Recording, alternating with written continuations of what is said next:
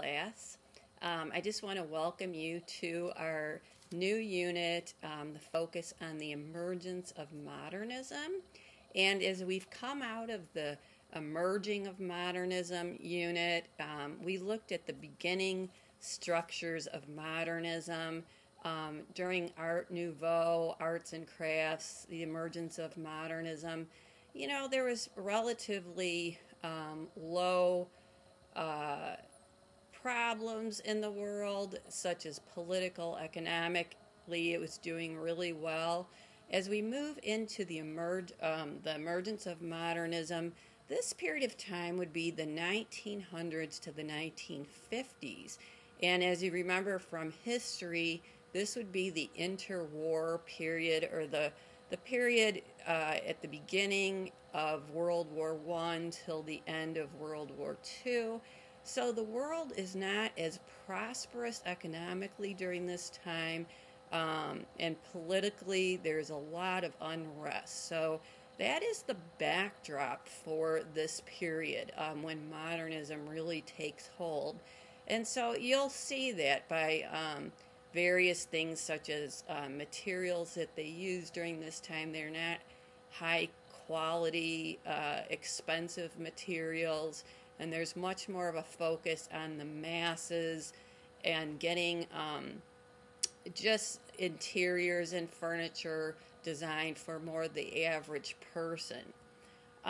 So during this period, modernism was not like, you know, a thought afterwards or something. Oh yeah, let's create something as they look backward, but it was a purposeful movement forward. So the designers we're going to discuss in this week really pursued modernism aggressively and purposefully as a movement.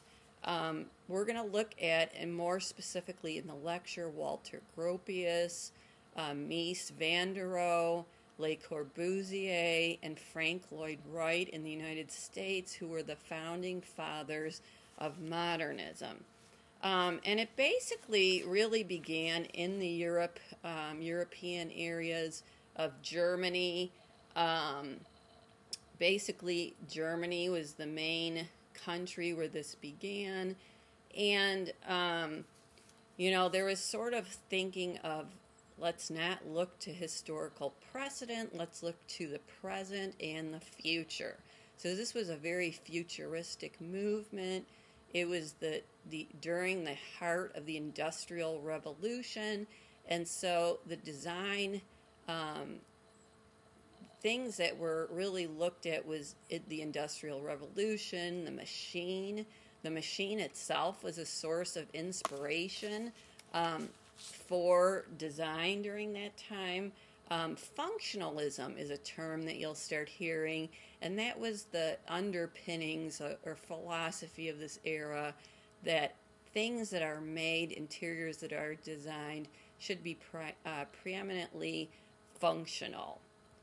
No ornamentation, just the functional aesthetics, and something that's easy to produce and manufacture. So this was a new era. There was new words and thoughts and communications regarding this philosophy. Walter Gropius really founded this movement in 1919 in Weimar, Germany, as he was a professor and educator of many prominent architects, designers, and artisans during this time. And he created a foundation called the Bauhaus, which was a center for education. And it was really an alternative to the historical educational systems such as the Beaux-Arts in France. It was a educational institution that really looked at craftsmanship and design. And so students that came through the Bauhaus were exposed to all of the arts, architecture, interiors, art, painting, weaving, advertising, the more the merrier was their philosophy. So expose yourself to all areas of the arts and all areas of crafts work, and then you will be more of a holistic designer.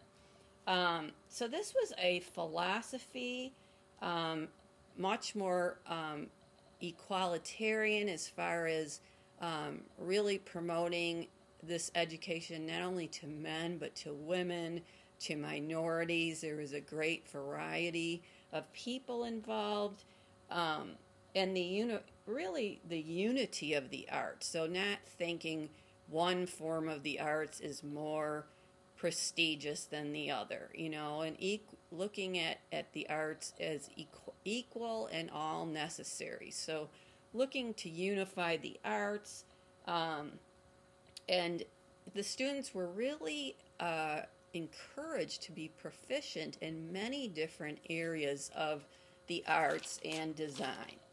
So this was a really a good period of time. I think there was something like 500 students that came through the Bauhaus educational system.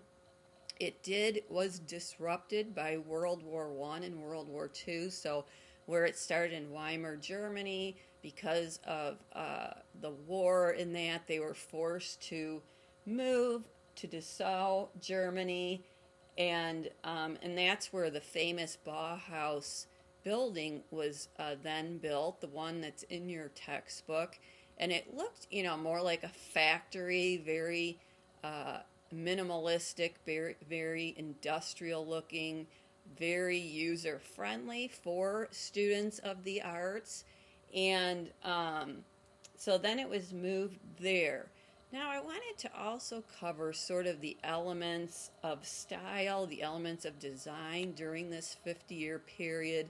We really moved from this high quality wood in furniture to tubular steel.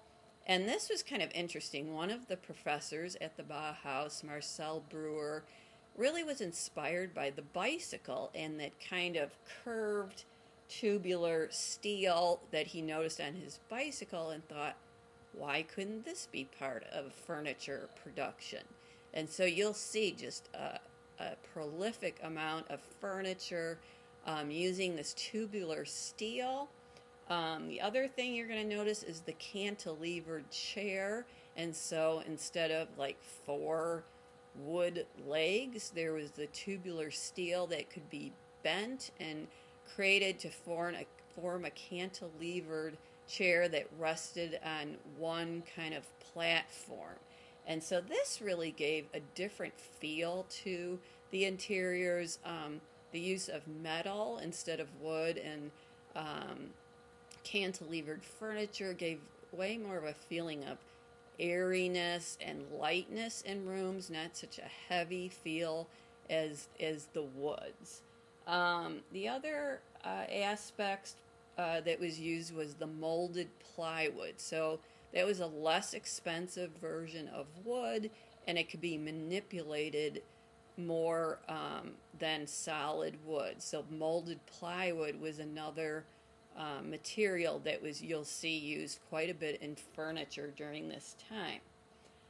So eventually Walter Gropius moved out of his position as head of the Bauhaus, and Mies van der Rohe then took leadership for a short while as they moved to Berlin to keep the school going. But eventually in 1933, the school was closed because of the Nazis. And the Nazis at this time were very suspicious of the school. They didn't want anything new and novel. They wanted just control.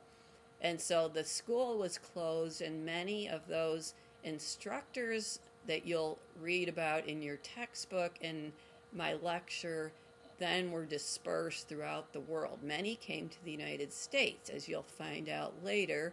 And so we were very fortunate because a lot of the educators from the Bauhaus ended up being professors in the United States. So this is a significant period in what we're studying, just setting us up for the modern movement of this time. So I look forward to you reading the material, to listening to my lecture, and to dialoguing about this time period. Okay, thank you.